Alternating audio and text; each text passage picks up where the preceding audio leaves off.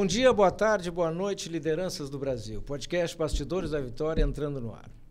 Hoje vamos falar sobre conservadorismo, filosofia social que defende a manutenção das instituições sociais tradicionais no contexto da cultura e da civilização.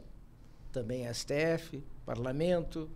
Eu sou Sérgio Zimmermann, arquiteto e consultor. Olá, me chamo Martina Rodrigues, sou advogada e consultora. Nosso convidado de hoje é advogado há 35 anos em banca própria, ex-professor de Direito na PUC do Rio Grande do Sul, RITER Rio Grande do Sul e Universidade Federal do Rio Grande do Sul, por mais de 2 décadas, onde foi homenageado e paraninfo mais de 40 vezes. Bem-vindo ao programa, Dr. Marcelo Vicentini. Obrigado, saudações ao Sérgio, à Martina, aos espectadores, né? Então, vamos tentar enfrentar alguns temas, né? Isso. Tá? Bastante atuais, né? Acho que nunca na história do Brasil esses temas estiveram tão atuais, né? Devido a esse momento de ebulição que a gente percebe, que a gente está vivendo, né? Realmente, né? E que ninguém escapa. Não. Porque a gente pode perceber que antigamente a preocupação do brasileiro, de modo geral, era futebol e novela. Né? Isso. Hoje, o brasileiro médio sabe mais a respeito do Congresso, das Supremas Cortes, né, do que da novela e do futebol. Né? Então, mostra... E isso é uma coisa boa do ponto de vista, né, de cidadania, porque mostra um interesse maior do cidadão, né, pelos seus desígnios, pelo seu futuro, né? Por aquilo que lhe diz respeito, né? Porque sai do estádio de futebol, né? Sai da televisão, a vida do cidadão é a vida em sociedade, né? E o que acontece lá em Brasília, o que acontece dentro de uma Suprema Corte, o que acontece na urna, diz respeito a nós. Né? No dia seguinte do que se abre uma urna, vem a realidade, entendeu? Né? Então, eu acho que esses temas estão cada vez mais na boca do povo, né? Na mente do cidadão comum, e eles precisam ser bastante, né? Bastante discutidos, bastante, né? Sedimentados, concretados, né? Justamente em função disso que nós estamos vendo aí, que é uma tendência cada vez maior de destruição dos valores, né, que moldam e que devem moldar uma sociedade, né, tá? Veja bem, eu não sou professor de filosofia, né, tampouco de ciência política, como eu estava falando há pouco, né, mas o direito é a ciência, dentre as ciências humanas, que mais se aproxima, né, dessa discussão filosófica, dessa discussão política a respeito de conservadorismo, libertarianismo, liberalismo, etc., seja o que for, né. Então, é um assunto que eu acho que é bastante interessante e eu agradeço a gentileza do convite para estar aqui tentando, né, esmiuçar um pouco mais, né, debulhar um pouco mais esses problemas desse momento que a gente está vivendo, né. E as pessoas não estão percebendo, mas nós estamos vivendo momentos graves, gravíssimos. É verdade. As pessoas não percebem a gravidade de tudo que está à sua volta, entendeu? Acham que é conversa de botequim, não, é coisa para meia dúzia da teoria da conspiração, né, de neuróticos. Não. Tudo que acontece dentro de um congresso, por exemplo, no dia seguinte repercute no bolso do cidadão, no bolso do empresário, né, aqui nas portas de um estúdio. Então, esses são assuntos que eu acho que justamente devem cada vez mais serem objeto de discussão e que me deixa, por um lado, assim como eu falei, feliz de que finalmente parece, porque eu cresci numa geração em que as pessoas, de um modo geral, eram muito alienadas. Né? Tá? Infelizmente, parece que está vindo uma nova geração de alienados. Se as pessoas pararem para observar, nós estamos ali, ó, né? Chocando uma geração de alienados. E, aliás, esse é um movimento dialético da humanidade, né? Tem uma realidade, daqui a pouco vem uma outra realidade que desmancha aquela outra, se sintetiza uma nova, e assim a gente vai como um movimento senoidal, sobe e desce, né? Sim. Então, assim, do ponto de vista político, nós estamos numa ebulição, né? E que nós temos que aprofundar esse debate e continuar abrindo os olhos de todo mundo, até para que essa nova geração que está aí, a geração que eu digo é esses os jovens. Vamos olhar os jovens, né? Sim, 20 anos. Não precisa ir longe, entendeu? Tá, o jovem, de modo geral, está alienado, entendeu? O mundinho dele ali são as redes sociais do WhatsApp, do Facebook, do Instagram e essas coisas ali, os aplicativos de namoro, e o resto para ele não existe. Mas ele não está percebendo que ele corre o risco de ser engolfado por isso tudo. Tá? E tem uma frase grande e poderosa e famosa que diz o seguinte: o castigo para aqueles que não se interessam por política é que serão governados por aqueles que se interessam. Então, por isso que é importante esses debates, tá? É importante fomentar cada vez mais isso, aprofundar, e até para chamar a atenção daqueles que não estão percebendo o que está na sua volta. Porque é aquele outro ditado, né? Enquanto a gente se preocupa com a formiga aqui e ali, lá atrás passa a manada, entendeu? E é o que está acontecendo, né? Exato. E essa alienação, né, faz com que a liberdade passe ao paralelo, né? Porque se o cara não monitora a liberdade, acaba virando escravo. Sim, né? sim. Diariamente, a nossa liberdade vem sendo mitigada, né? Sim. Nós, advogados, a gente percebe isso mais, né, de forma preocupada, sim. Mas como tu disseste, o pessoal está vendo, está vivendo e não está vendo o que está acontecendo tem aquela por trás. frase famosa também, diz que a liberdade ela é solapada em pedacinhos, como se cortando um salame, né? Quando vê, não tem mais salame, né? E é o que está acontecendo, né? A cada dia mais a gente se percebe tolhidos, tá? Até no desejo de falar. Não precisa nem chegar a falar, entendeu? Outro dia eu estava comentando com alguém justamente sobre isso. Mas não posso falar isso. Veja bem, só essa frase do não posso falar isso como antecedente aquilo que eu poderia falar já denota um medo, entendeu? Exatamente. Claro. Tá? Então, o medo é uma coisa perigosíssima. Tá? E nós estamos vivendo justamente hoje, entre outras coisas que nós vamos falar aqui, justamente é sobre esse medo que está aí. O medo, por exemplo, de que as pessoas possam expressar um achismo, por menos arrazoado que seja, por menos fundamentado, mas eu acho assim, eu penso assado, entendeu? Certo. E agora? Né? Então, esse é o problema sério. Coisa que a gente não vê, por exemplo, na imprensa mainstream. Né? Tá? Ela já, o que está acontecendo nas redes sociais hoje é o caso típico. Eu sou vítima seguido, outros amigos meus, de que publica lá, daqui a pouco vem um gancho lá do tal do Facebook lá. Por quê? Porque ele não gostou do que a gente falou. Muitas vezes é uma coisa que tem fundamento, tem fonte, vai pesquisar, é fato verídico, mas, né, aquele Big Brother, né, lá na alusão ao livro, George né, Orwell. que é o que está acontecendo. O Big Brother de 84, na realidade, começou em 2024, a gente poderia dizer. Exato. Porque se olhar para cá, a partir do ano passado para cá, então, gravitando em torno de 2024, é que realmente o Big Brother mostrou a cara, entendeu? Tá? Exato. Aí, cada vez que eu vejo, eu paro para pensar nessas questões, eu me lembro de um filme legal que tem que é V de Vingança, né? Que mostra a história justamente na Inglaterra, de alguém de um chanceler, um primeiro-ministro que tomou conta, né? E se olhar o livro e o filme, exatamente aonde nós estamos indo.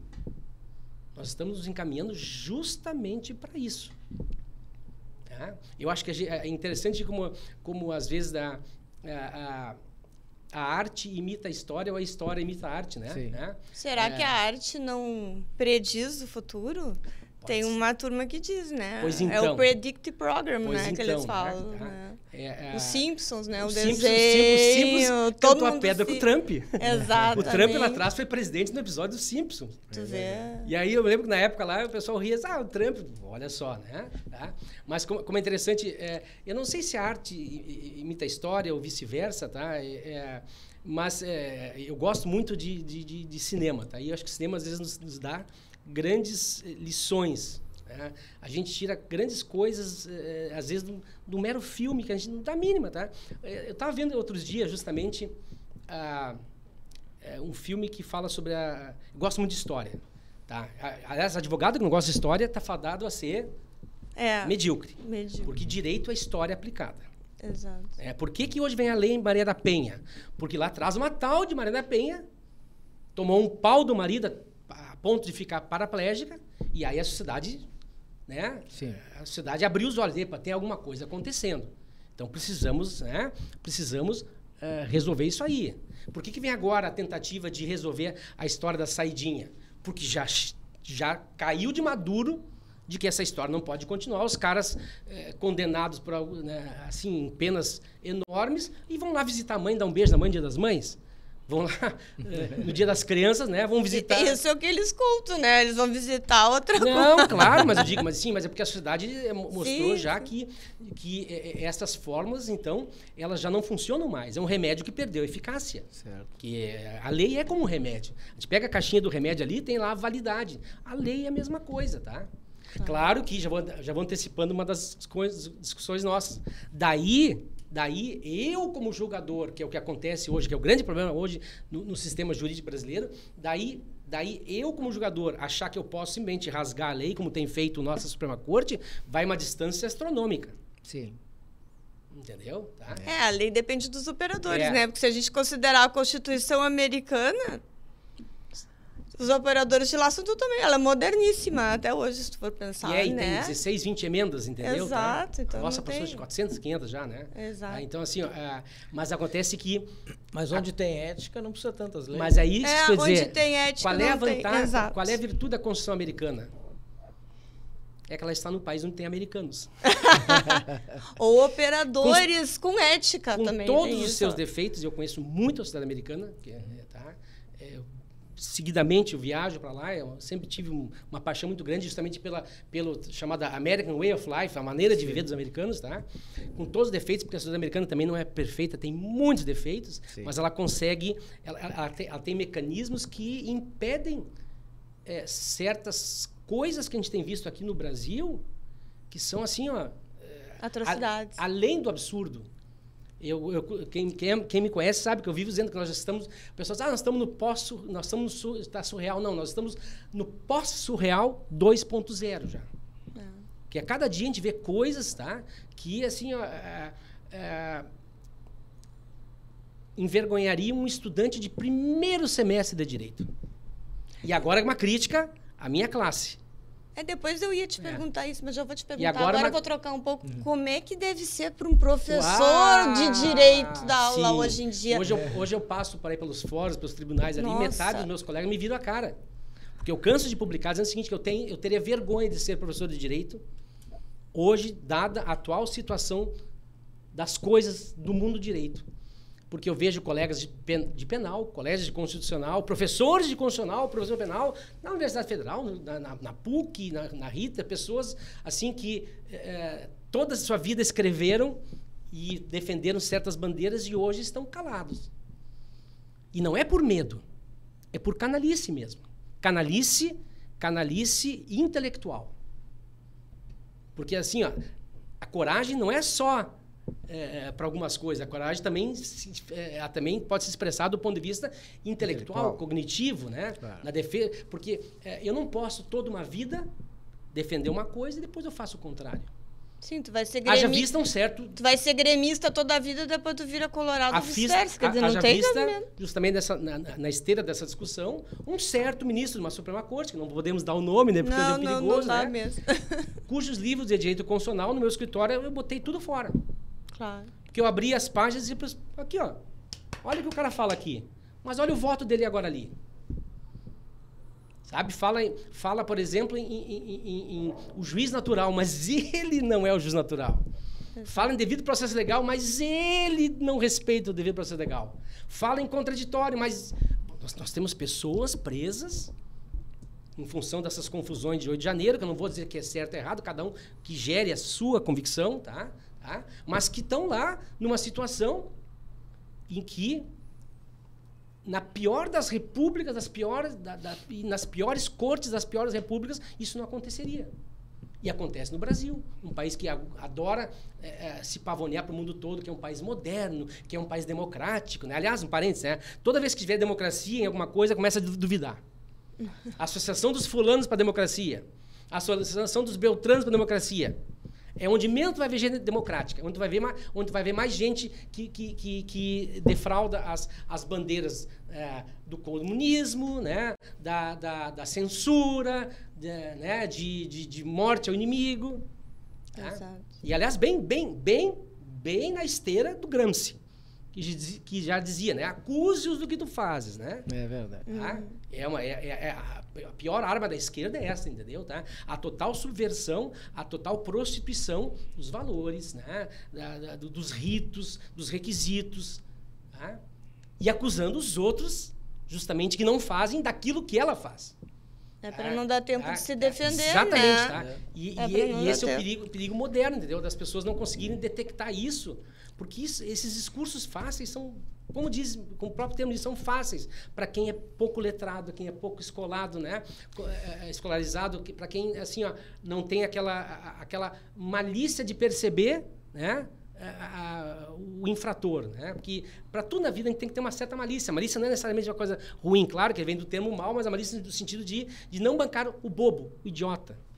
É. Pelo que tu está dizendo, eu, como leigo, vocês são advogados, mas Sim. eu não sou. Como leigo, eu posso concluir que se eu fizer uma consulta a um colega teu aí sobre um determinado tema, ele vai me dar um parecer que vale hoje, pode ser que não vale amanhã. É isso? Esse talvez não seria o problema, porque dependendo da situação, realmente o direito não é uma coisa, o direito não é algo imutável, não é algo assim, ó, não é algo concreto no sentido de que não muda. Sim. Os conceitos mudam. Por exemplo, pega um ramo típico assim, ó, na questão do direito do consumidor, direito dos contratos, isso muda. Mas tem outras coisas no mundo jurídico que não podem ser mudadas tão facilmente. Sim. Porque, sob pena de tu prostituires e tu derrubares um dos maiores valores que é para o mundo do direito, que é a segurança jurídica. Tá? Que é aquele terminho simples, mas que diz o seguinte: eu tenho certeza que a lei vai valer para o Sérgio, para a Martina, para mim, para qualquer um outro. Que é o que não está acontecendo. E é por isso que alguns colegas meus me viram a cara, porque eu joguei na cara de alguns e disse, só um pouquinho. Tu aí, ex-presidentes de ordens aí de advogados, né? Criminalista, né? Mas só um pouquinho, tu defende uma coisa toda hora para os teus réus, que são lá o traficante, que é lá o homicida, que é o cara que bateu na mulher, esculachou a mulher. Mas aquele cara lá que está preso porque depredou lá a estátua na frente do Supremo, tu tá passando pano? Cometeu vandalismo, na verdade. Eu não vou entrar no juridicamente. Na época que eu estudei direito era vandalismo, não, agora já tá com outro nome. Sim, mas aí que tá o problema. É que até agora não se sabe nem se é vandalismo, porque não foram julgados. Sim, exato. Porque eles estão num limbo jurídico, não foram denunciados por nada. Mas se tu fosse sair de um limbo ali pra tipificar, tu ia botar ali, não ia botar... Não, é que tem palavras que a gente não pode falar aqui na plataforma, eu não vou botar terrorismo, porque... Aí é uma lei específica. Pois, justamente. Mas então que denunciem por terrorismo. E aí depois o juiz que deveria que julgue ou não. O que não pode é ficar, ficar nessa prostituição do sistema, tá? Que tu não sabes nunca o que vai sair dali. Porque aquela história de dizer que de cabeça de juiz nunca se sabe o que vai sair, isso é uma bobagem. É uma idiotice que se fala há anos, tá? Dizia assim, de cabeça de juiz, né? E barriga de mulher não sabe o que sai, né? Tá? Eu sempre digo que isso é uma bobagem, tá? Realmente, o que nunca sabia era barriga de mulher, até que veio né, o ultrassom, né? Cabeça de juiz também se sabe. Por quê? Porque se o juiz jogou mal aqui, a gente conserta depois ali no segundo grau, lá em cima no terceiro, né? O problema hoje é que é o seguinte, os exemplos estão vindo errados de cima. E nem devia ter começado por lá, né? Justamente a Suprema Corte existe para consertar esses desvios da cabeça do juiz lá no primeiro momento. Só que agora o que aconteceu? Começou por cima. A Suprema Corte não, ela começou a avocar para si tudo. Eles não têm nem foro privilegiado. Eles estão processando pessoas que não deviam estar lá. Não. Porque um ministro estava viajando, foi esculachado por alguém, voltou para cá e mandou prender o cara, mas só um pouquinho. Isso em qualquer república minimamente decente, já tinham impedido, no nosso Brasil é impeachment, né? Mas impeachment vem de impedimento. Estariam impedidos e alguns até presos, entendeu? Claro. Se isso aqui fosse uma república realmente que presta. Mas não presta justamente pela uma das perguntas que nós vamos falar depois, a questão do Congresso, né? Sim. Em função de que nós temos, talvez hoje, não só na Suprema Corte, mas no Congresso, a pior representação da história da República Brasileira. Eu falei isso, já escrevi isso e não tem problema. Pode me chamar na Polícia Federal, vou lá dar a explicação, digo que concordo, eu continuo achando isso. Temos a pior composição do Supremo na história do Supremo. Porque uns estão agindo além do que pode e outros estão se omitindo. Aí está lá na Bíblia, né? Omissão é pecado muito pior que o da ação, né? Exato. Aliás, o Dante já dizia, né? Essa tem uma Capela Sistina, né? Inspirada, né? Na obra de Dante, né? E ele já dizia, né? Que inclusive tem um canto da Capela Sistina, aquele afresco famoso, tá lá uma pintura em alusão àquilo, né? Que é o lugar do inferno mais quente. Por quê? Porque já dizia o Dante no seu livro, né? Que os lugares mais quentes do inferno estão reservados àqueles que se omitem em tempos de crise. Porque a omissão é muito pior do que a ação. A omissão é tu ver aquela senhora lá na esquina sendo assaltada e tu não faz nada, entendeu? A omissão é tu ver aquela moça lá sendo atacada, né? E tu não faz nada. Tu vê a criança sendo levada por um malandro e tu não faz nada. É ficar quieto e não dizer nada diante de tudo que está acontecendo. Então, assim, nós estamos vivendo momentos muito, né? Delicados. Pode dizer Ultra assim. delicado. É quase um retorno à Idade Média. Nós estamos numa linha tênue entre voltar à barbárie, do ponto de vista institucional. Historicamente, não parece uma Idade Média o que a gente está vivendo? Por que a gente cria o uma Estado? Terra, assim, A teoria geopolítica do Estado, assim, tu crias a sociedade-Estado, esse ente, como a gente conhece, que regula a gente, que cobra imposto. Tu cria por quê? Basicamente porque a gente renuncia, num dado momento, a viver na Idade Média. Viver na lei do Velho Oeste, viver como viviam os animais nas árvores, né? O macaco velho lá queria tal coisa, que era do outro macaco, lá ia lá, roubava do macaco e estava por isso mesmo. A lei do mais forte. A lei do talhão, né? Lei do mais forte, né? Então, tu cria a sociedade, o ente estatal, como... E aí vem... não é bem assim, mas digo, assim, ó... mal resumindo, tá? É a teoria do tal do contrato social, né? O que é o contrato social? O contrato social não foi um papel que a gente escreveu, né? É que foi uma evolução de que a sociedade foi, paulatinamente, ao longo do tempo, foi percebendo de que não dava mais para manter aquele status quo, né? Por quê? Porque o pensamento evolui, né? A gente sai do animal completo, a evolução do homem é assim, né? E passa a ser um ser pensante. E ao pensar nisso, a gente começa a perceber coisas que já não funcionam mais, né? E nós estamos vivendo justamente esse problema. Nós estamos percebendo que nós estamos à beira de um colapso social. De que a crença na lei perdeu a fé. Sim. Né? Perdeu o sentido de ser, se perde, porque no momento em que... Vou dar um exemplo típico. Há pouco tempo atrás, numa discussão ali sobre não sei o que tal censura, uma certa ministra aí de uma corte superior disse, realmente... Você sabe onde vamos chegar? Realmente, né? Não se admite censura, né? O cala-boca morreu, né? Mas, nesse caso, ela aplica uma censura. E veja bem, isso está... há anos-luz de distância do papel do juiz de interpretação. O papel do juiz interpretativo do juiz não lhe dá poder, tá? E aí é integrativo, né? Não é para não desintegrativo, exato. Entendeu? Tá? E aí o problema que essas coisas estão passando batidas no Brasil e quase ninguém está falando. As universidades não falam porque está dominada por um bando de gente. Ou é covarde ou é sem vergonha. Porque não sabe, porque um professor... na história da humanidade, o professor sempre foi uma das autoridades máximas numa sociedade. Porque ele é autoridade moral. Então, né? E veja bem, o que é o direito? O direito é o mínimo moral, né? O mínimo ético, né? As normas jurídicas são aquelas normas que a gente cria porque, do ponto de vista do comportamento ético, são aquelas situações em que eu acho que é o mínimo que se espera das pessoas. Não se espera mais do que aquilo, mas aquele mínimo, sim. Não fazer isso, não fazer aquilo, não fazer assado, né? Sim. Tá? E nós estamos vendo uma subversão total nessa capacidade do juiz, tá? Das Supremas Cortes, principalmente, e aí vou dizer, o STF, porque, bem ou mal, o STF é o guardião político da Constituição e de guardião não tem sido nada, ele tem sido o grande destruidor da Constituição Federal. Porque tem situações em que não comportam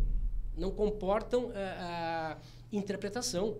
Tem normas que, por mais que queiram fazer um sapateado jurídico, pode fazer 1000 páginas de um acórdão, não consegue destruir a literalidade de algumas coisas que estão lá. Por exemplo, a Constituição fala que a liberdade de expressão é plena e não comporta exceção. Ponto. Cabe alguma interpretação nisso? Ah, mas o cara me chamou. Bom, mas depois que ele fez a bobagem, tu vai no judiciário, o mesmo judiciário, que ele vai dizer, realmente, ele falou isso, não deveria, ou se deveria, exagerou, ou falou mentira, aí tu vai ter a sua reprimenda, talvez do ponto de vista da calúnia, difamação, injúria, né? Ou de uma reparação civil, de um dano moral, né?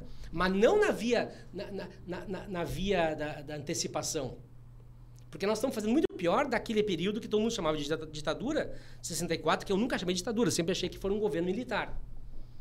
Naquela época da ditadura, que né, a esquerda ignorante cansa de encher a boca para usar esse termo, né, mas que a maior parte nunca viveu, na ditadura tu tinha menos censura do que hoje. Exato. Ninguém na rua foi preso por xingar alguém, entendeu? Tá?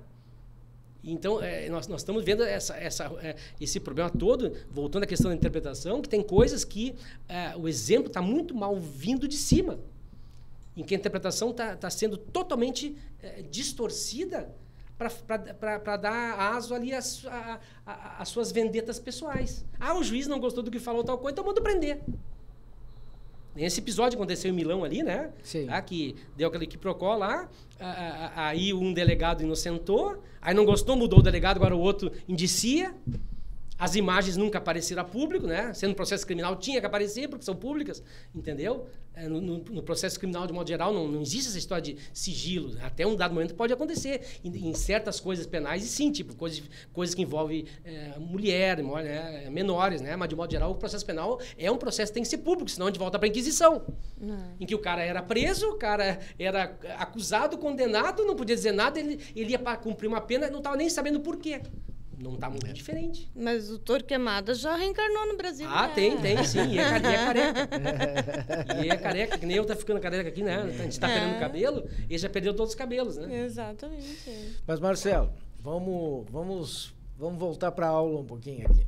Assim, a gente vamos pontualizar alguns temas aqui, e eu vou começar assim te perguntando, né, como é que tu definiria, né, o conservadorismo no contexto político-social atual? Pois então, tá? É que conservadorismo, tá? Ele, na realidade, é uma oposição a libertarismo, né, liberalismo, né, etc. Mas só que essa liberalismo, etc., só que esses conceitos eles podem ser aplicados, né, tá, em vários aspectos da sociedade, né? Pode ser do ponto de vista econômico, né? Pode ser do ponto de vista social, político, né? Eu acho que para nós interessa mais hoje a questão política, né? Isso. Já que do ponto de vista econômico nós estamos ralados mesmo, né? Nós estamos já em um barco que já quase enfim, está à deriva. Não, já está afundando. A deriva já passamos lá atrás. Né? Ele já está com um rombo enorme e ainda tem uns tirando com balde, né? E só não vai conseguir. Mas do ponto de vista político, que é o problema principal, aonde depois deriva o problema econômico. Sim. Porque todo o problema econômico que nós estamos sentindo justamente deriva do problema político. Né? Porque nós temos essas duas forças em discussão, né? Tá? O conservador de um lado e os libertários, né? Liberais de outro, né? Tá? Que na realidade o que acontece, tá?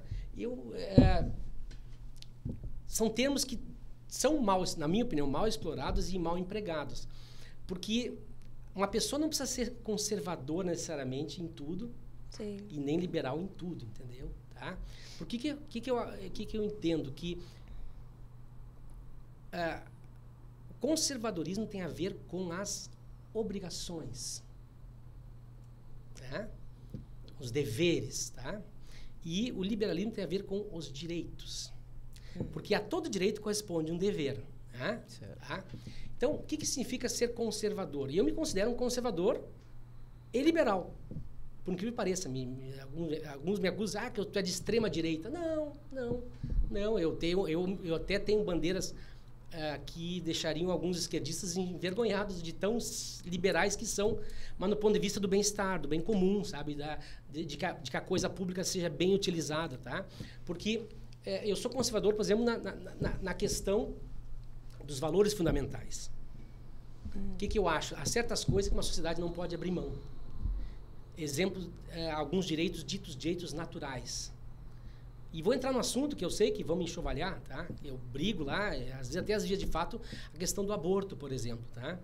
Eu sou conservador na questão do aborto, na questão da proteção à vida, tá? Na questão da proteção à propriedade, tá? Mas sou liberal em outras coisas, no sentido de que a pessoa tem que ter liberdade de falar o que bem entende, tem que ter liberdade de respeitando a lei, tocar a sua vida como bem quiser. Se ela quiser andar pelada dentro da sua casa, é um problema dela, não é problema do Estado, entendeu? Ela faz o que ela quiser, desde que ela respeite a família, respeite a criança, respeite, sabe, a incolumidade, né, do próximo, tá? Então, esse é o grande problema, que se misturaram de tal forma que a esquerda ela acusa a direita de ser conservadora. E ela, de esquerda, é a única que é a detentora dos direitos de liberdade, entendeu? Tanto que a gente, voltar, tá cheio aí de associaçõezinhas aí mais medíocres impossíveis, associação disso pela democracia, disso pela liberdade, né? Que o que eles menos fazem é garantir a liberdade de quem quer que seja. E se eles pudessem, criariam um grande presidião, botavam toda a direita lá, eu, inclusive, Bolsonaro e companhia, e fechava a porta e jogava a chave fora. Uhum. Tá? Então, esse é o grande problema, que hoje em dia se criou meio que uma grenalização desses conceitos. Tá? E não necessariamente alguém tem que ser conservador, e ser conservador significa que não é liberal, entendeu? Tá? Então, essa é a minha visão de ver de como seria essa discussão no mundo pós-moderno, no mundo de hoje. Porque isso vem lá do tempo, e são conceitos que vêm há 2, 3 séculos. E como também, como tudo, os conceitos migram, entendeu? Tá? Mas para ti, assim, dentro desse contexto, quais os principais valores do movimento conservador que tu considera que incomoda tanto o oponente, por exemplo? Que o oponente quer destruir, por exemplo. Começa pela célula base de uma sociedade. Qual é a célula base da sociedade? Família. Família. E família passa por, né, estruturação de família. E veja bem, não tô sendo patriarcal, não é isso. Sim. Não interessa quem mande, se é o pai ou se é a mãe ou se os dois, mas alguém tem que mandar e a criança tem que obedecer, entendeu? Claro. Tu não pode dar para uma criança o direito de ela de escolher, por exemplo, uma mudança de sexo. Não tem coisa mais absurda do que deixar alguém escolher sem ter condições cognitivas, condições mentais de decidir, porque a gente já foi adolescente um dia, foi criança, entendeu? Alguns até, mesmo criança, eram mais evoluídos, outros nem tanto, mas a gente consegue perceber que no nosso espectro, enquanto criança, alguns eram mais evoluídos, outros nem tanto. E o que tem que fazer a sociedade? Ela tem que pegar, né, o padrão médio, então, né, ou seja, uma criança de 10 anos, 12, não tem condições de saber se ela pode ter... Veja bem, eu não estou tirando o direito de alguém que no futuro realmente perceba que não se sente bem naquela condição biológica, que biologicamente não tem o que fazer. Biologicamente é aquilo, XX, XY, ou mais um aqui ali naquela história do terceiro cromossomo, mas a pessoa mas claro, a gente tem que ser... E veja bem, agora, para um de direita, né? A gente tem que ser humano o suficiente de perceber que às vezes as pessoas têm crises, sabe-se lá por quê, né? E não estou tratando como doença, eu estou dizendo o seguinte, a pessoa não se sente bem no corpo que ela tem. Sim. Pode acontecer? Pode. O que tem que ser com isso? Solidário. Um conservador jamais diria isso. E aí um parênteses, né? O da esquerda nunca concorda com nada da direita, mas a direita concorda muito com a da esquerda. Exato. A direita, o pessoal da direita, ele tem valores e tem bandeiras que abarcam, inclusive, aquilo que a esquerda pensa, mas não quer suprimir a esquerda naquilo que ela pensa. Já a recíproca não é verdadeira. O da esquerda tem suas bandeiras, mas ele quer destruir tudo aquilo que a direita pensa. Né? Então, por exemplo, um valor básico. O da família. O da proteção à vida. Tchê, se tu quebrar um ovo de tartaruga, tu vai tomar um processo com o Ministério Público, com a FEPAM, a SMAN, tudo que é MAN ali, até a AMAN, a academia é capaz de vir aqui para encher o saco, entendeu? Porque eu tive um cliente que tomou um processo para uma tartaruga que morreu numa obrinha que ele fez. Agora, a criança está dentro da mãe, não é vida.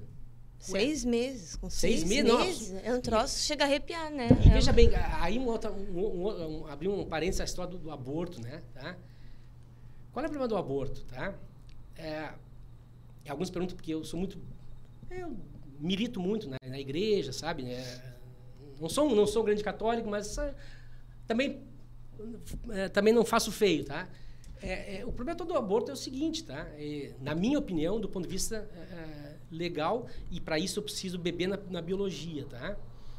Do ponto de vista do aborto é o seguinte, é um princípio, é um direito natural, é um princípio natural da defesa do homem enquanto ele é homem, que é a defesa da vida. Sim. Tá? A defesa da vida, não adianta. Isso para qualquer ser humano deveria ser um valor inegociável. Se ele negocia isso, ele não é ser humano. Então ele rasga o seu título ali de cidadão da sociedade porque ele é qualquer outra coisa menos ser humano. Tem um animal. Por causa dos animais se comem, né? se matam em função daquilo, né? Tá? Então, mas para o ser humano ele não pode se dar esse luxo. Por quê? Porque ele é um ser pensante. Então ele tem que pensar o que é a vida. E para pensar o que é vida, ele precisa beber na biologia, né? Na medicina, né? E a biologia não te responde isso. Porque a vida ela envolve conceitos fisiológicos, conceitos intelectuais e conceitos espirituais. E o problema, na minha opinião, qual seria? Quando é que começa a vida? E isso ninguém consegue responder isso. Redundante, não é isso? Isso ninguém consegue responder. Por quê? Porque não se consegue, não há ainda, né? Não se conseguiu chegar a uma capacidade, talvez técnica, científica, religiosa, de dizer, aquele monte de célulazinha que começa ali a se mexer, né? Eu lembro que tinha blasta, né? Tá? Eu lembro que eu filho de mãe de biologia, né? Tá? Quando é que primeiro começa uma célula, divide em 2, tá? Quando é que começa a vida? Naquela primeira célula ou quando se dividiu em 2? Ou em 4? Ou em 8? Ou quando apareceu o primeiro coraçãozinho batendo, parece que é uma das primeiras... Na concepção... É uma das primeiras estruturas do feto que aparece o coração, né? Tá? Porque sem poder responder a essa pergunta, esta é a pergunta não do milhão, mas do bilhão, tu não tem como dizer se tem vida. E aí, se tu não tem como dizer vida, nós temos seguidamente no direito aquela história, indúbio pró isso, pró aquilo, né? Tem que ser indúbio pró vida. Claro. Porque quem é que tem direito de dizer, tem vida? Então, eu falo para as pessoas, mas então vamos o seguinte... mas até assim... Então, vamos aprovar um aborto até os 18 meses. Aí a pessoa fala, sim, mas 18 meses ela tá viva. Ué, mas não estava antes? Então, vamos permitir que a mãe que ficou com a criança 18 meses, dá pra gente quase um aninho, né? Deixa a mãe, depois de 6 meses, sem dormir 24 horas, né? Sem conseguir trabalhar, naqueles ataques de crise, ela dizendo, agora eu quero matar minha criança. Vamos permitir, então. Não, mas aí é um horror. Aí é homicídio. Ué, o que define onde é homicídio, do ponto de vista, veja bem, do ponto de vista biológico, né? O matar. Qual é o momento que define a gravidade, né? Maior ou menor? Enquanto ela está na barriga ou quando ela pulou para fora ali? Depois do primeiro berro? E agora? Então, esses são os valores dos conservadores, tá? Que aqueles que se dizem, né, liberais, libertários, basicamente os da esquerda, né? Tá? Agora usando também já uma dicotomia também não é muito própria, né, entre direita e esquerda, mas hoje funciona, tá? A gente sabe que a direita e a esquerda tem origem bem anterior a isso tudo que nós estamos vendo ali, né? Origem e tem um contexto bem diferenciado, não é nada que nós estamos vendo hoje, mas hoje virou uma maneira de granalizar, mostrar quem é do Inter, quem é do Grêmio, do ponto de vista político, né? Tá? Então, essas bandeiras são dos conservadores. A defesa da família, não vamos longe. sociedade está descambando para a barbárie por falta de uma proteção e um incentivo maior à família. Hoje, cada vez mais, se quer destruir a entidade familiar como célula que estrutura uma sociedade. Por quê? Porque é uma construção, né? Cada família é um tijolinho naquela construção. Vai tirando o tijolinho, e daqui a pouco vem tudo abaixo. E é o que nós estamos vendo aí. E aí tu coloca o Estado forte. Sim. Exemplo típico, e eu não tô... Aí é Marx na veia. Exemplo típico, assim, ó, eu não tô defendendo espancamento, tá? Várias coisas que vêm acontecendo e vêm sendo aprovadas para tirar justamente o poder da família de se autodisciplinar, de se autorregular. A questão daquela lei da palmada lá, eu acho que ela foi mal proposta do jeito que está. Tá? A proibição de educar os filhos como os pais querem, entendeu? Tá? Até mesmo, e aqui estou exagerando um pouco, estou caricaturando, até mesmo tirando dos pais o direito, claro, que isso aí tem direitos em contraposição, o direito da criança também, tá? O direito de saber qual vacina dá e qual vacina não dá, entendeu? Tá? E esse é um assunto que também, me perdoem, a mim também traz dúvidas, tá? Até que ponto o Estado pode ou não pode, né? Tá? Mas tira então esse exemplo específico, há uma série de outros instrumentos que têm sido paulatinamente aprovados, né? E muitas vezes não aprovados pelo próprio judiciário criados. O judiciário está criando equiparações, maiormente em direito penal, que são vergonhosas. Qualquer estudante de primeiro semestre aprende que não existe legislação que não venha do poder criado para isso, que é o legislativo. Mas aí vem lá um cretino. Mas o poder legislativo está se omitindo, porque ele acha que não é o momento de regular. E agora? Mas ele é ruim com o poder legislativo. Bom, aí é outra discussão. Partindo do pressuposto que o poder legislativo está bem estruturado, funciona, e ele é detentor das nossas maiores confianças, se ele acha que não é o momento para definir, por exemplo, a discussão do aborto, né? Tá? Veja bem, o que está acontecendo agora no aborto? O Congresso está correndo atrás da máquina para aprovar uma coisa, para bater de frente com o Supremo, que já disse, se você não aprovarem, nós aprovamos. Mas onde é que nós estamos? Quantos votos em urna? Hoje é perigoso isso também, né? Falar isso em termos de voto em urna, mas enfim, né? Quantos votos em urna teve algum ministro supremo? Nenhum ministro supremo teve até hoje mais do que 80 e poucos votos. Por quê? Porque é o número de parlamentares do Senado que são os que aprovam o ministro supremo. Exato. Nenhum deles teve 40, 30, uns vieram na Berlinda ali. E como é que alguém que tem 40, 50 votos teóricos de um senador pode se superpor à vontade maciça de um poder legislativo? Porque, bem ou mal, por pior que seja o Congresso, ele é o espelho daqueles que estão aqui embaixo. Sim. Posto que as eleições são limpas, etc., que essa daria pano para uma outra discussão, né? Cuidado. Mas veja bem, a gente não pode nunca começar a análise de alguma coisa pela exceção. Sim. Tem que começar pela regra.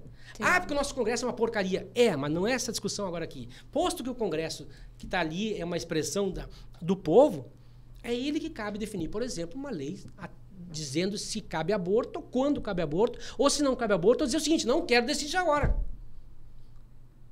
Não pode vir lá a Suprema Corte, porque sempre tem um partidinho vagabundo que bota 1, 2, 3 deputados, às vezes não bota nenhum senador, e ele não gosta de brincar no parquinho, então ele vai lá chorar para a mãe. E a mãe vem, né, e sai dando pau em todo mundo, tem que ser como meu filhinho quer, que é o que está acontecendo. Sim. Mas não é o que está acontecendo? 100%. Nós temos 100 milhões de eleitores, vamos supor, né? Então, o Congresso, bem ou mal, representa 100 milhões de eleitores. Tá ali. E é ele que se depositou a confiança de dizer, olha, eu quero que isso seja assim. Eu quero que isso seja assado. Tá? E eu quero que isso não seja assim. Tá? Então, esses são os instrumentos que nós estamos vendo cada vez mais que são destruidores da família. Entendeu? Marcelo, no teu entender, assim, quais seriam as principais críticas assim, que o movimento conservador enfrenta hoje?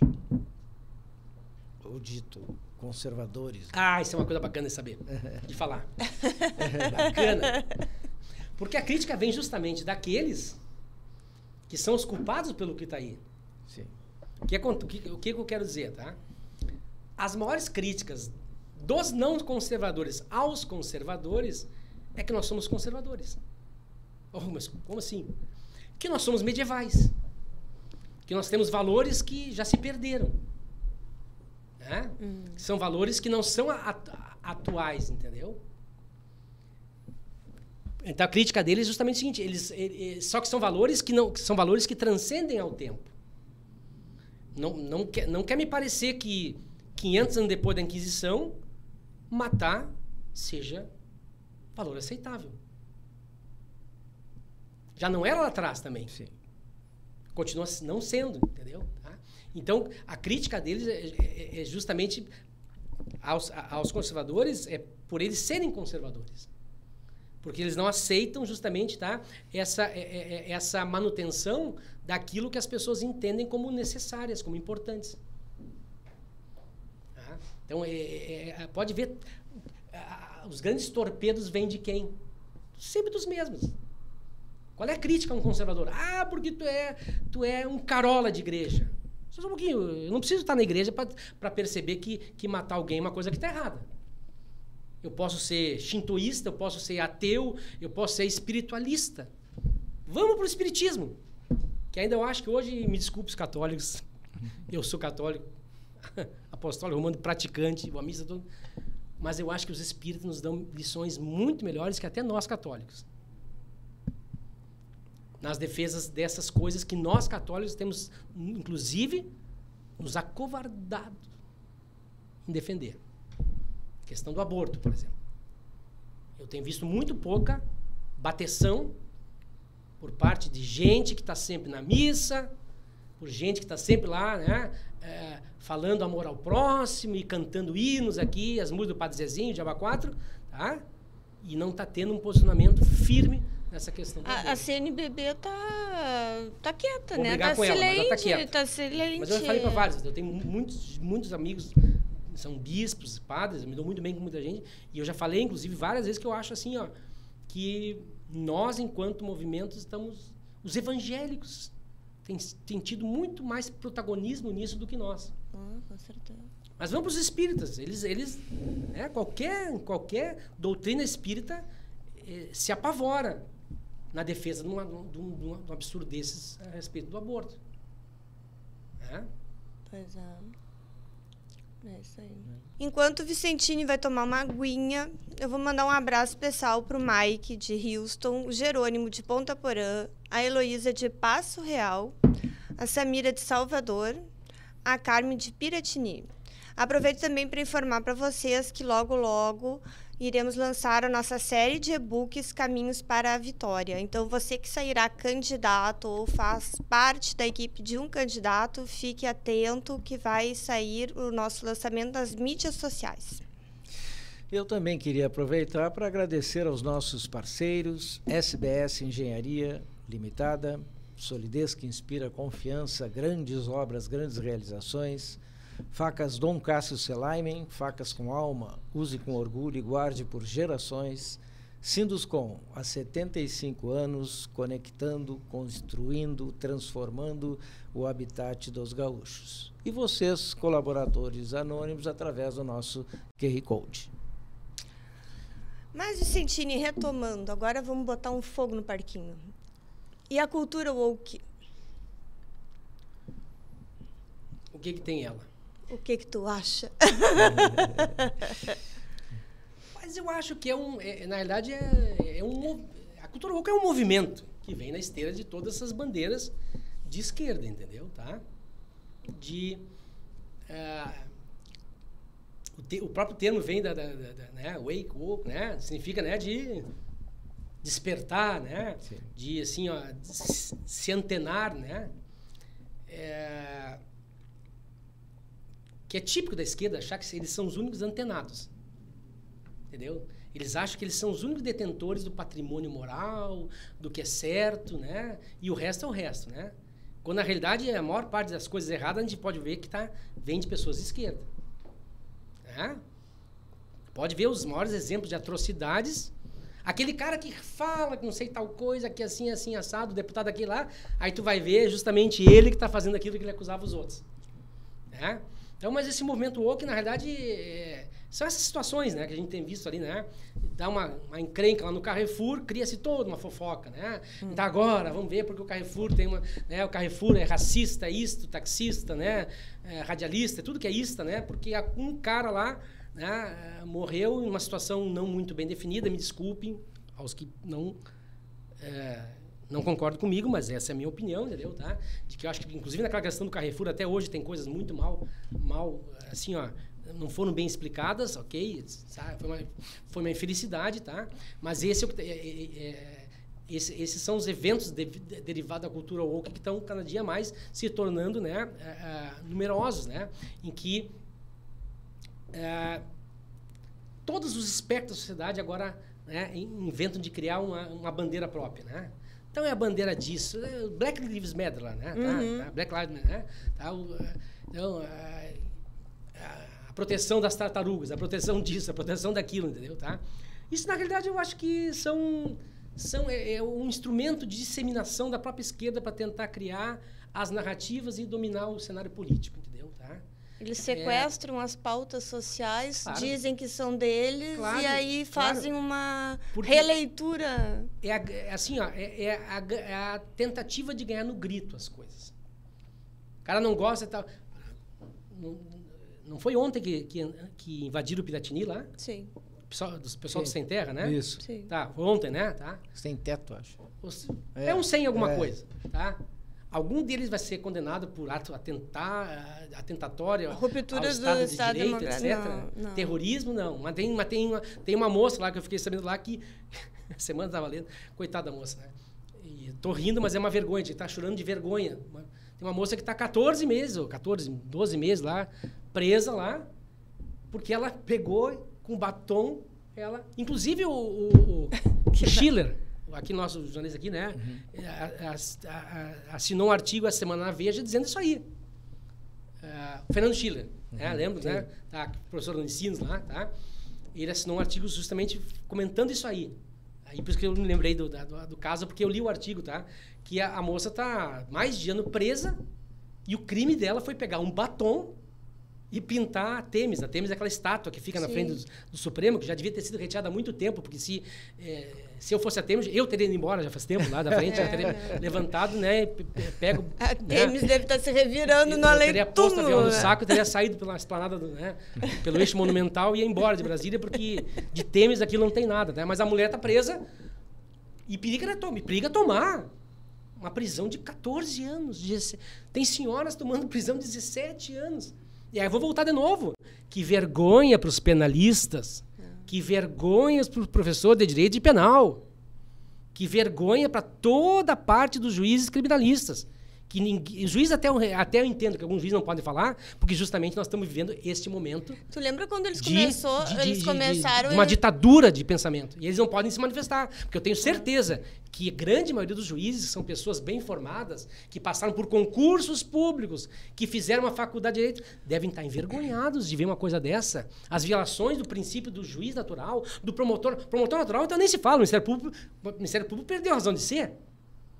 Que pinto e bordo, o Ministério Público diz isso, não lê, entendeu? Tá? PGR, então é outro órgão que está totalmente quando eles começaram, desmoralizado. Eles eram os garantistas, né? Ah, os garantistas. Que garantistas que são agora. Garantista só para os seus clientes. Só para os seus clientes. Essa é verdade, tá? É uma verdadeira horror, finalmente se caiu esta bandeira do direito, tá? De que o dinheiro manda mais realmente e manda acima, inclusive, dos princípios e dos valores de cada um. Porque o direito passou a ter preço e não ter mais valor. Exato. Essa que é verdade. Tá? Porque se o cara tem um baita advogado lá que é amigo do fulano e tal lá, que pode até entrar na Suprema Corte de bermuda, que nada acontece, tu entendeu? Tá? Ele tudo acontece, ele tudo faz e tudo consegue. Agora a coitada ali que pegou com um batom e escreveu um palavrão na Têmis, tá lá presa, sem denúncia. Sem denúncia. Ó, veja bem, não estamos longe daquilo que se fazia na Idade Média. E não estou nem caricaturando, caricaturar é quando está aumentando. Não, exatamente. Prende as pessoas, não tem denúncia. Eu acho vereador amigo meu aqui, semana passada, comigo aqui, foi na polícia, teve que dar explicação na federal, que também está se submetendo a esse tipo de palhaçada, entendeu? Porque qualquer primeira série de direitos ensina que ordem ilegal não se cumpre, né? A resistência à ilegalidade é uma das bandeiras primeiras do cidadão contra o arbítrio do Estado. Eu sei que isso pode, no primeiro momento, a gente tomar na cabeça, mas é o que tem que fazer, não adianta. Mas se tu for pensar, né, Vicentinho, eu acredito que esteja muito pior que a Inquisição. Porque é do ser humano, deveria ser do ser humano que estuda, do ser humano que tem ética. Sim, lá nós estamos no século XI, XII, evoluir, né? Evoluir. Sim, nós estamos na Idade Média. A gente está repetindo. Está piorando. E a grande crítica aos muçulmanos é isso. Que eles têm umas bandeiras. Mas a bandeira religiosa... Só um pouquinho, mas ele tem uma bandeira religiosa. Porque a Igreja Católica também tinha. Mas sim, ela tinha da Idade Média. Exato. Eu imagino que a gente evoluiu muito, né? Em 10 séculos para cá. Sim. Exato. Isso não qualifica e não legitima um cara que quer manter a bandeira do século X, XI, XII. Exato. Entendeu? A gente passou por um monte de coisas, né? Revoluções daqui e dali, iluminismo. Iluminismo em todas as áreas, da ciência, da humanística. Nós estamos em 2024. Nós já fechamos praticamente 1/4 do século XXI. E, Marcelo, como é que o conservadorismo e a cultura woke se chocam, assim, em termos ideológicos, nas práticas, assim, no teu... Porque acontece que essa cultura woke, justamente, ela cria bandeiras que valem só para os seus integrantes. Como se criando nichos, dizendo assim, só esse nicho é detentor de um direito, de um direito, sabe? O direito é só desse, não dos demais. Como os movimentos em defesa dos absurdos, digamos, policiais, entendeu? Tá? Aí pega lá um nicho lá que cria um movimento que diz, porque o negro é vítima da violência policial. Não é um privilégio, né? Desculpe o termo, né? Não é um privilégio do negro ser. Se isso acontece para todo mundo, entendeu? Tá? Então, o que acontece? E aí que os conservadorismos têm valores que são universais. E o outro lado, né? Os liberais, em princípio, né? Eles querem defender valores que são de nicho. E vou dizer mais, tá? Os conservadores têm muito mais valores liberais inerentes às suas bandeiras do que esses próprios outros movimentos. Porque os movimentos dessas pessoas são de supressão dos outros. Travestido de um movimento de inclusão. Não é inclusão. Tu pega um movimento lá do pessoal que é contra a consumir carne. Ele não quer consumir carne, mas também não quer que tu consuma carne. Entendeu? Enquanto nós dizemos o seguinte, quem quer consumir, que consuma, quem não quer, que não consuma. Sim. Então, quem é mais libertário, se não os próprios conservadores? Porque as pautas da esquerda, né, que é onde é o maior, né, é o maior berçário desses nichos e movimentos e atitudes, né, chamada cultura woke, né,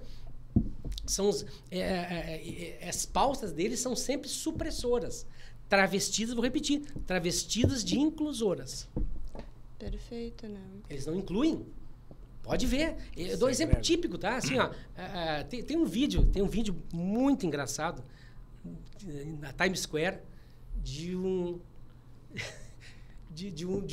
uma passeata vegana lá, né? Vegana, daquelas veganas chita, ultra pro, mega tanda, né?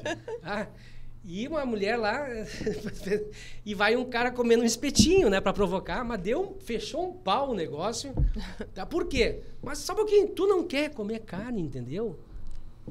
Fica feliz com a tua abobrinha, com a tua cenoura, com a tua cebola, entendeu? Coma quantas cenouras tu quiseres. Tá? Pepinos. Mas deixa que o outro comer só carne, só picanha, né? Claro. Não vamos falar picanha, que picanha hoje, né? Picanha é outro termo que meio politicamente o incorreto. O algoritmo da plataforma já vai... É um termo politicamente incorreto, né? Porque é as grandes fake news do momento, né? Pode ser que nos tirem, né? Porque picanha, né? É que não é uma fake news, é que teve um probleminha no orçamento, ainda não conseguiu distribuir a picanha prometida, É que né? fake news depende do interesse, né? Outra história interessante, né? É aquela outra frase, né? Quem se posiciona contra as fake news não está contra as fake news, está contra a verdade. Está preocupado com a verdade. Pode ver. Mas, Vicentini, seguindo nesse contexto aí da cultura woke que tu estava explicando, né? Recentemente tivemos eleições na Europa. E deu uma virada à direita sensacional, né? Tu acredita que isso aí será um norte para as eleições municipais do Brasil, aqui que se avizinha em outubro? Vou ter que falar um outro assunto perigoso, né? Não, mas acho que dá para abordar, assim, o que acontece, tu acha que a Europa cansou da cultura woke? Mas é um movimento dialético, sociológico da humanidade. É aquilo que eu falei no começo, né? A vida é um movimento continuamente dialético. As modas são dialéticas, né? Às vezes uma coisa que foi lá atrás, 40 anos atrás, volta como se fosse, né, uma coisa novamente atual, né? E o movimento político, geopolítico, mundial, ele também segue essas, na minha opinião, segue essa mesma forma dialética de ser, né?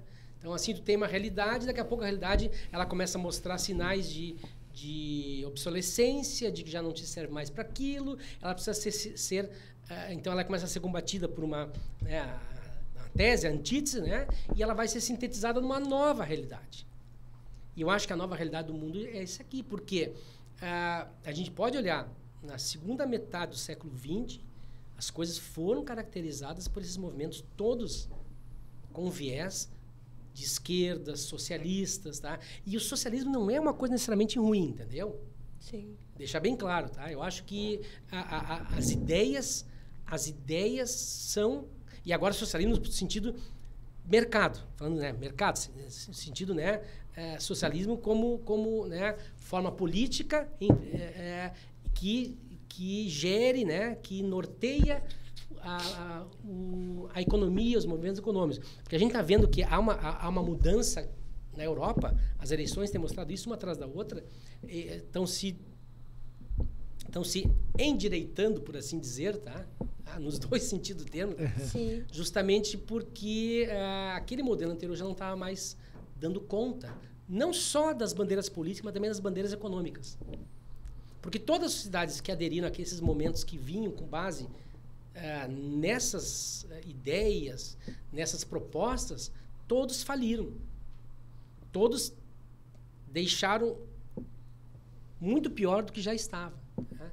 Então, e não quer dizer que a direita também funcione, tá? Mas economicamente já está comprovado que a liberdade de mercado é muito melhor do que o engessamento do mercado. Sim. A liberdade do mercado sempre termina com a nação quebrando. Não teve uma que não aconteceu isso. Tá? O grande problema da sociedade hoje é não atentar para a história. Tá? Tem um esquerdista que fala, né, aí, quem não conhece a história está condenado a repetir os erros, né? E não gosto muito dele, mas ele está certo. Tá? É verdade, a gente teria que aprender, assim como no direito tem que aprender com a história, porque o direito é a história aplicada, né? Também tem que aprender com a história no ponto de vista econômico, social. Pode ver as cidades que se dizem socialistas. E agora, e veja bem, e aí está a outra canalice da esquerda agora. Ela mesma está se negando. Ela começou um movimento agora de autonegação. Não, aquilo não é socialismo. Não, Maduro não é. Posso falar isso, né? Pode. Né? Maduro não é de esquerda, né? Tá? O outro. Por quê? Porque estão afundando. E a tal história, né?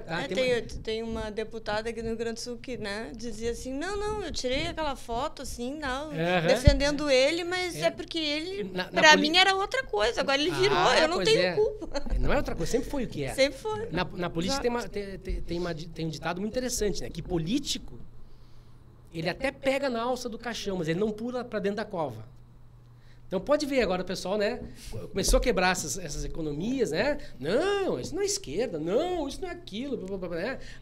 A velha discussão a respeito, né, do nome do partido lá da Segunda Guerra, do cara do bigodinho, né? Sim. Tá, entendeu? O carinha do bigodinho, entendeu? Tá? Era socialista. O nome do partido é Socialista Nacional Socialista. Do Trabalhador. Exato.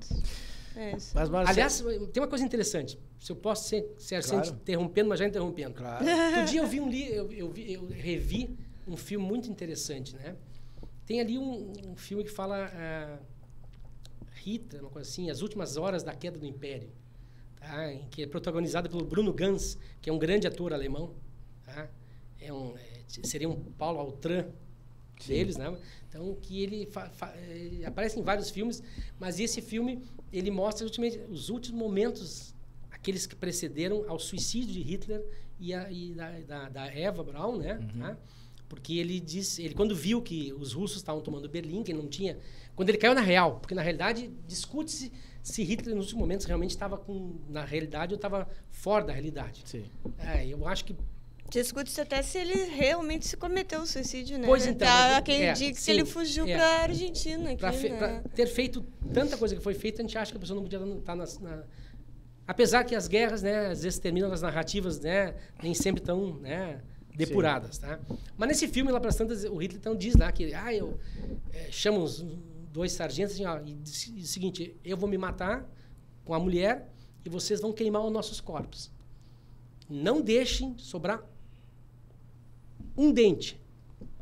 Sim. Porque ele não queria que fizesse com ele o que aconteceu com Mussolini. Vilipêndio cadáver. Mussolini foi pendurado de cabeça para baixo. Em Milão. Tá? Tava lá pendurado. Tá? Sim. Praça pública. Tá? E ele não queria que isso acontecesse. Mas aconteceu um troço interessante. E aí o alerta para as novas gerações, a turminha que vai votar com 16 anos, etc., que só está preocupada com WhatsApp, Iner, Tinder, Jaba 4, né? Tá? Em festinha, tá? O risco que estão correndo de um voto ruim. E eu não estou dizendo em votar para A ou para B. Tá? Mas a gente consegue detectar quem pode ser bom e quem pode ser ruim, né?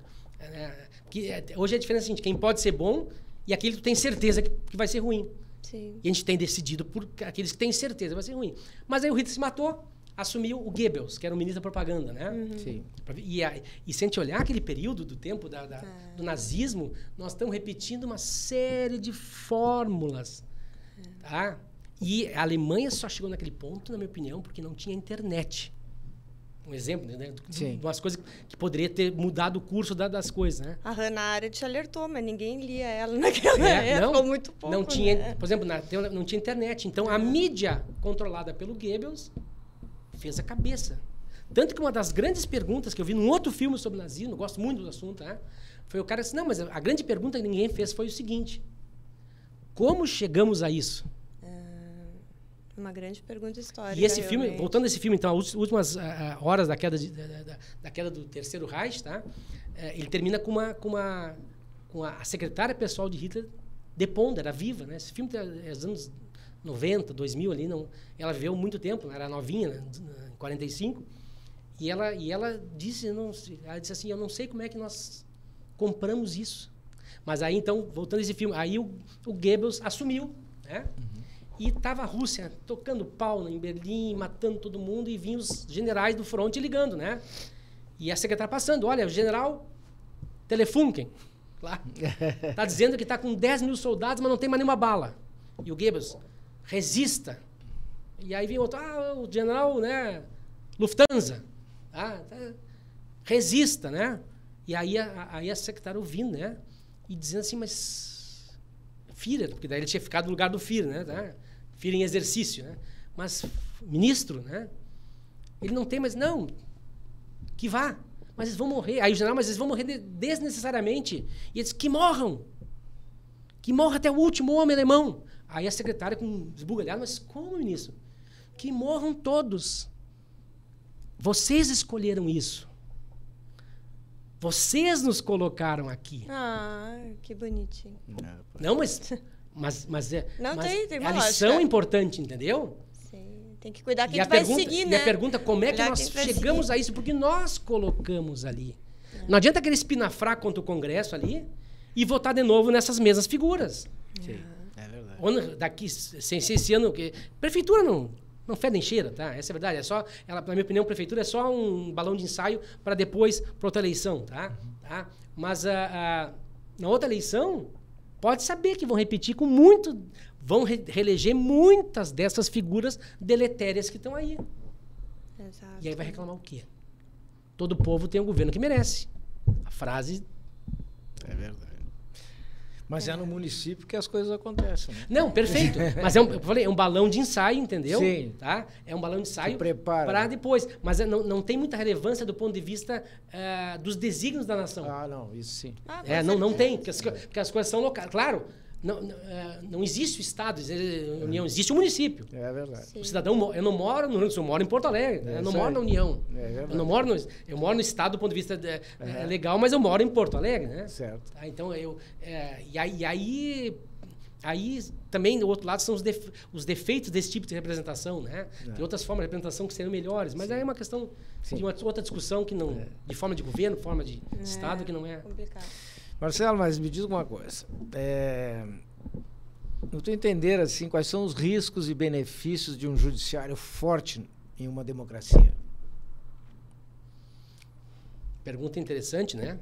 Perigosa também, né? Não, perigosa não porque medo de ser censura, não. Faça o que quiser, pode censurar. Se eu não disser, alguém vai dizer um dia, Sim. tá?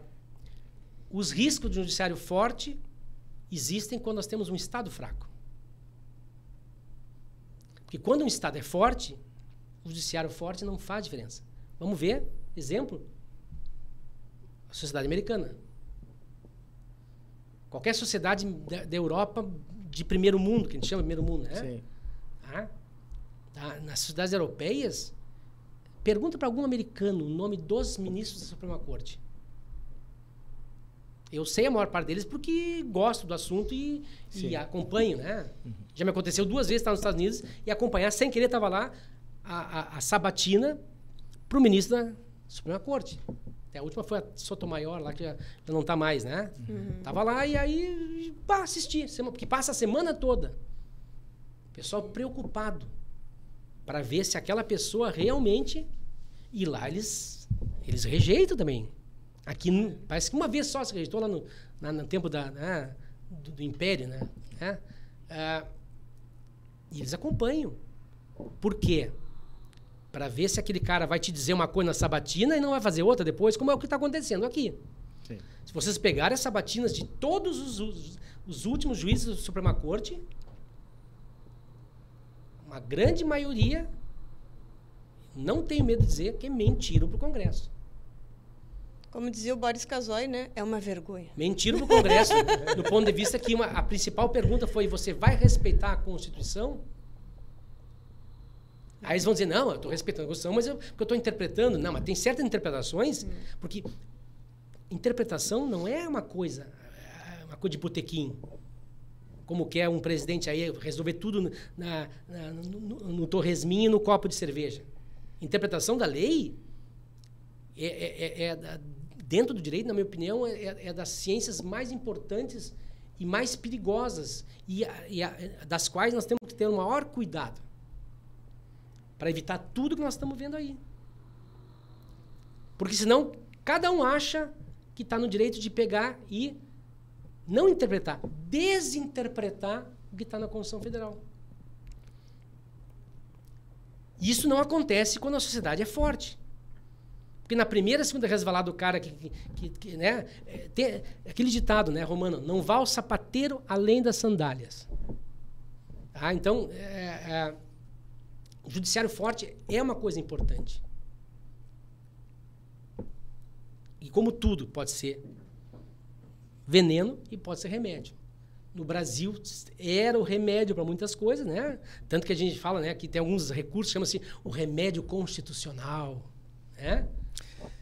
Será que está virando veneno em alguns casos. Mas eu acho que isso aí, ó, dentro da dialética política de toda a cidade, isso está com os dias contados.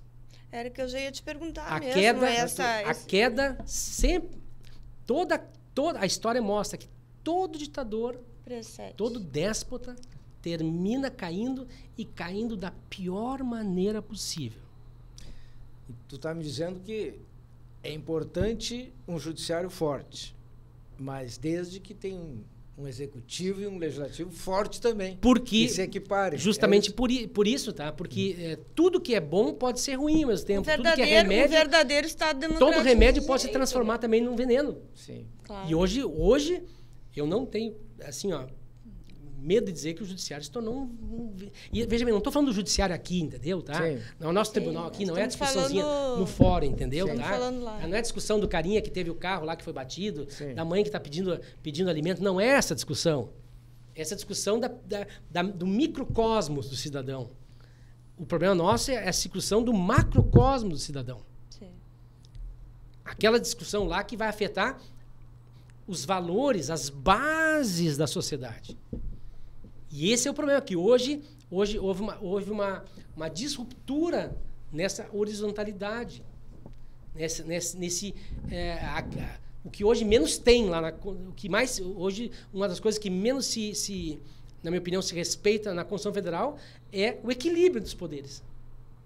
O que mais está lá, o que mais tem é desequilíbrio. O Montesquieu é horrorizado, né? Não, isso não existe. Né? Sim, né? No espírito das leis dele lá, né? Acho que ninguém leu aquilo. Não, com certeza não. Os que estão lá em cima estão com uma amnésia, né? Leram muito mais o Pequeno Príncipe do que o Espírito das Leis. É isso. Mas que eu ia te perguntar, tu acabaste de responder já. Eu ia te perguntar esse exercício, esses superpoderes, né? Que a gente está vivendo Não existe esse... A gente não tem uma harmonia dos superpoderes. Mas é que não tem superpoderes, entendeu? O que acontece, tá? É o que eu falei, nós estamos voltando ao Velho Oeste. Tem lá aquele coleguinha lá que dá porrada, desculpe o termo, vai dar porrada em todo mundo. Sim, a autocomposição da Lídia. E ninguém tá indo em socorro dele, entendeu? Sim. Mas vai chegar um ponto que a turminha toda se junta e vai dar uma paulada no amiguinho, como acontece em colégio. Nunca viram aquele exemplo? Sempre tem o fortinho, né? Sempre tem o valentãozinho. Tá? Ele vai bater em todo mundo até o dia que todo mundo se juntar e bater nele. É verdade. Exato. Não adianta. Isso vai acontecer. Vai acontecer, a casa vai cair, né? E o Congresso americano já está atento, veja bem, o Congresso da maior nação americana já está atento a tudo que está acontecendo aqui, é que a mídia mainstream não está botando, tá? E está bancando a briga, entendeu? Porque hoje, veja bem, a esquerda adora o tal de globalismo, né? Sim. Uhum. Agora ela está sendo vítima do próprio globalismo. Pois Sim. é, né? Por quê? Porque mundialmente, tá? Está havendo uma guinada em favor da retomada desses valores históricos, que não são medievais, são valores que são inerentes ao ser humano, enquanto mínima pessoa pensante. Então, nós estamos voltando tentando voltar para aquilo, né? E esse é um movimento que não é do Brasil, Argentina, é um movimento global. E agora, os próprios globalistas vão ser vítimas do próprio globalismo. Tu acredita que o povo brasileiro pode chegar num nível de desobediência civil? Acho que sim. Porque assim, eu estava pensando, tu falaste que tu gosta de história, né? Eu também não gosto. defendo isso, mas eu acho que o Congresso deveria não se omitir para isso. Tu falaste que tu gosta de história, né? Então, na história dos Estados Unidos, ali na Revolução Americana, teve muita desobediência civil, né? Sim. A festa do chá de Boston, aquelas coisas e tal. Guerra da Secessão. Tivemos vários movimentos lá. Vários, né? Teve bota numa cronologia, assim, a coisa foi indo, e pá. Então, tu acha que pode descambar para isso, de repente? Eu acho que pode, se a economia continuar indo para o buraco como está indo. Porque a política está intimamente ligada à economia e vice-versa. Isso tudo... Não dá para falar em política sem falar em economia. E não dá para falar em economia sem política. Tá? As políticas... A política de princípios está levando a política econômica para o buraco. E as revoluções sempre acontecem, e eu não prego nada disso, entendeu? Sim, tá? não, também não. Mas são movimentos que acontecem porque é da história do homem, da psique do homem, tá? Quando falta comida, quando falta isso, entendeu? Nós não vimos aqui agora, na enchente, quase uma revolução aqui. Sim. Nós vimos, quem é gaúcho sabe. Que a imprensa toda omitiu, mentiu. Exato. Tivemos ordens judiciais aqui. Povo pelo povo, né? É o povo pelo povo. Tivemos ordens judiciais aqui mandando apagar críticas. Onde é que já se viu apagar crítica? Mas eu não posso mais criticar agora porque eu digo que o Estado não fez nada? Onde é que nós estamos? Mas então, sim, então assumam que é uma ditadura. Que é o que voltar de novo, os americanos estão antenados e o Brasil está correndo sérios riscos de sofrer sanções. Sanções. É verdade. Na balança Inclusive, comercial. Está circulando ali um tempo atrás o pedido de suspensão de vistos de certos políticos. E aí que vou gostar. Aí a vou coisa gostar. De alguns juízes. E aí vai funcionar, sabe por quê? Porque Quando essa elite parar de ter o direito de entrar, fazer comprinha em Miami, jantar em Nova York, pode ser que eles percebam, né, tá? Que o buraco é mais embaixo, né, tá? Marcelo, me diz uma coisa. Nessa confusão toda, né? O parlamento brasileiro é eleito pelo voto. Né? Ele tem a representatividade popular de defender interesses, certo? E o que está acontecendo com esse... O que está acontecendo com esse Congresso, né? Que, na verdade, é covardia? Não posso acreditar que 500 deputados são covardes. É corrupção? Não posso acreditar que 500 deputados são corruptos. Sei lá, desinteresse. Eu acho não que posso entender que 500 deputados são desinteressados. Então, o que está acontecendo com essa... Eu acho que é o Lago Paranoá.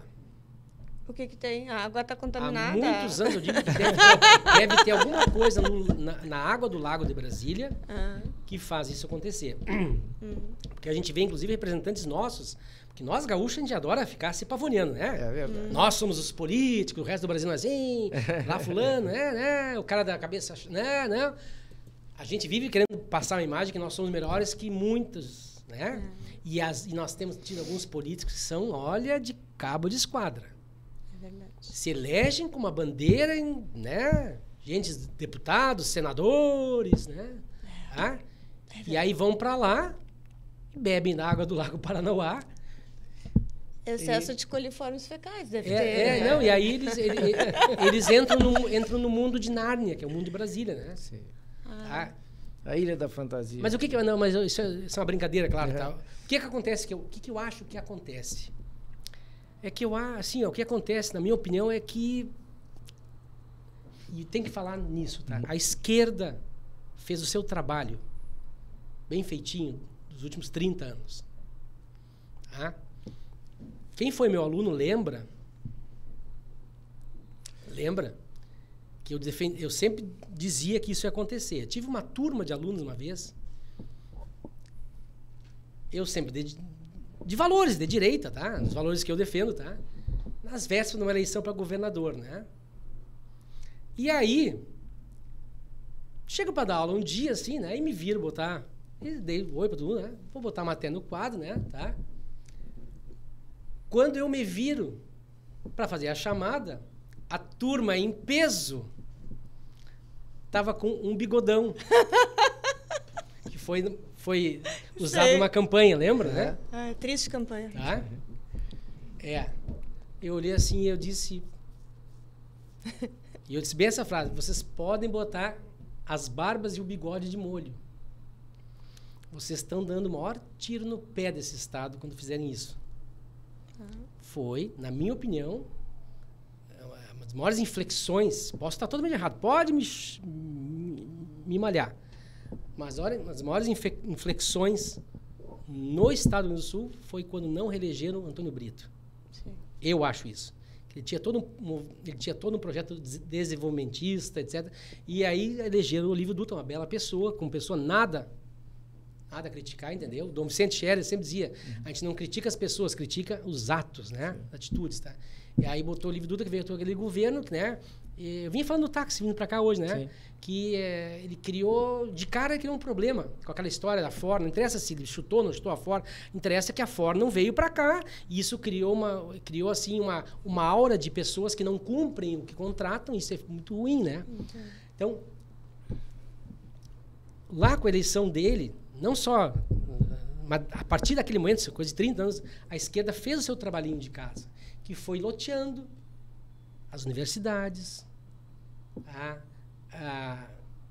a máquina pública, boa parte do judiciário, Ministério Público. Ou seja, a esquerda tomou o lugar que estava vago. Porque isso que está acontecendo é culpa nossa da direita. Nós passamos 30 anos quietos. E esse lugarzinho quente do inferno nós estamos merecendo um pouco. Porque a gente passou anos quietos, nos omitindo. Enquanto vinha lá a Maria disso, se pavoneava. Vinha amar não sei das coisas, tá, né? Sabe? E foram tomando conta. Em todas as instituições. Tá? E na política também. E nós temos hoje o problema no Congresso que muitos dos políticos são, na realidade, crias daquela época. É que nós vamos precisar muito tempo. É como um corpo contaminado, né? Tá um corpo contaminado. Por que a pessoa que tem problema de rim faz diálise? Porque ela tem que expurgar todas aquelas coisas que estão na corrente sanguínea, né? Que são prejudiciais à sobrevivência dela, né? O processo eleitoral, na minha opinião, é uma diálise contínua, em que tu vai ter que sempre estar fazendo, né? E hoje o Congresso está... Esse que está aí, de novo, é culpa nossa mesmo. Por que isso acontece? Porque nós continuamos não sabendo eleger. Como é que a gente consegue eleger um deputado, entendeu? Que diz A, no dia seguinte vai lá e faz B. Tá? Esse cara devia, na próxima eleição, nunca mais ser reeleito, mas ele continua sendo reeleito. Claro que a discussão não é tão simplista. Isso envolve a educação, grande arma da esquerda que nos faz chegar a esse ponto é que ela usando o termo do livro, né, se espraiou na educação de tal forma, né, que hoje nos concursos universitários tu não consegue aprovar professores que são sabidamente de direita. Quem quer ser professor hoje, fique quieto, não diga nada. Depois que tu passa no concurso, aí tu pega e vai dizer o que tu bem entende. Porque senão tu não vai entrar. Porque não tá nas perguntas, mas está, né, na psique da banca. Isso existe, o ser humano, ele né, ele tem... Está aculturado, vamos dizer assim. Claro, entendeu? Então, a questão é muito complexa para dar uma única resposta, entendeu? É uma teia de coisas que nos levaram a esse ponto. E que acho que nós vamos levar muito tempo para desfazer isso tudo. Nós estamos no bom caminho. Tá? O problema todo agora são esses processos de eleição, né? Outro assunto dá para falar, né? Senão, Sim. Enfim, mas eu acho que a gente vai chegar no ponto, porque no mundo globalizado, essas experiências assim não se sustentam. A única forma do Brasil realmente jamais reverter uma situação dessas é terminando com a internet, por exemplo. Um dos instrumentos. Sim. Quando houver internet no mundo, essas coisas funcionam por um tempo, né? Mas vai chegar a hora que elas... Mas eles estão tentando, né? Estão tentando, mas não vão conseguir. Não vão conseguir porque a internet foi uma bênção quase, acho que divina. É verdade. Para a humanidade, entendeu? E que ela é um desinfetante É verdade. Eletrônico, né? É verdade. Tem aquele ditado, né, que o político dizia que o melhor desinfetante é a luz do sol, né? Dizendo assim, de tudo que é colocado à mostra, né? É verdade. E Vicentini, quem é o cidadão Marcelo Vicentini? Pois então, é um cidadão bastante desiludido com tudo que está vendo aí. Mas não só eu, imagino muita gente seja como eu, né?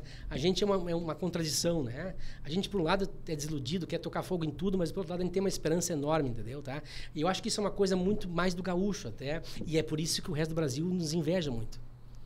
Inveja boa, sabe? Boa parte do Brasil, já vários... A gente viaja muito, a gente vê, pá, tu é gaúcho, pá, a gente gosta do gaúcho. Gaúcho é o cara, né? Nós temos hino. Nós temos um hino que o Brasil conhece, entendeu? Tá? E, aliás, boa parte da ciumeira que tem de nós é por isso, porque nós temos essa toda a cultura, né, derivada da nossa história de formação, né, porque o gaúcho foi formado bem diferente do resto do Brasil. Né? Tu tem ali Santa Catarina, Paraná, um pouco mais ou menos ali, né, São Paulo, mas aqui nós tivemos a diferenciação de estar nas franjas aqui do resto de outras colonizações, né, tá? Nós temos fronteira com o Uruguai, né, com a Argentina, tá? Então isso é uma coisa que trouxe para nós, né, uma formação diferenciada, né? Então, eu, Marcelo, né? Como imagino que muitos, né? Hoje a gente é um misto de desilusão, né? Desencanto com um misto de esperança, né? O problema é não deixar o desencanto tomar conta da esperança, né? Que é o que muita gente está. É o ponto que muita gente está, né? A gente fala... mas e aí que a gente não pode... É aí que não podemos se entregar para os homens. De jeito nenhum, amigo companheiro. Porque não está, né, morto quem peleia. Porque isto é o que a esquerda quer que continue sendo. E vou voltar de novo. Eles só chegaram ali porque nós todos nos omitimos. Não vamos longe. Vamos longe. Nicolás Maduro, Hugo Chávez, nunca deram um golpe de Estado. Chegaram como? Pelo voto. O que aconteceu?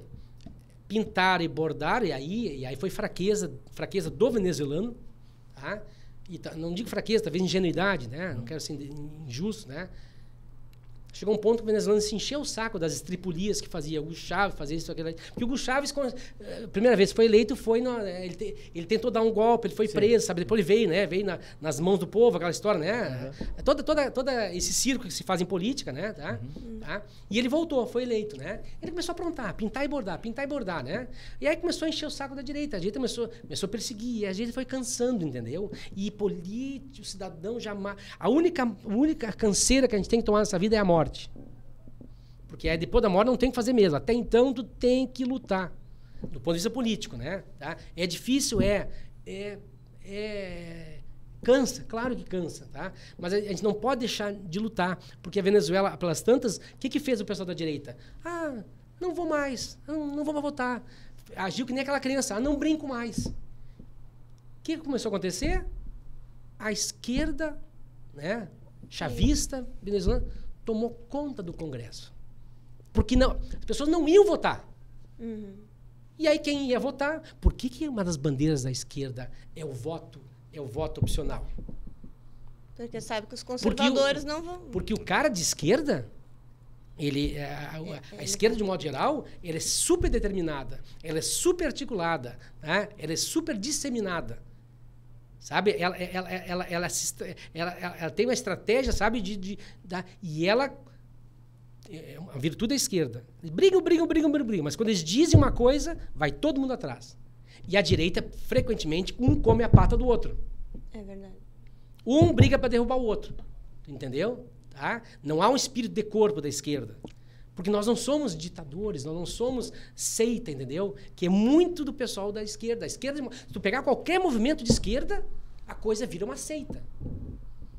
O meu político, quando tiver prova de que ele roubou, de que ele fez qualquer coisa, mas nunca mais leva o meu voto.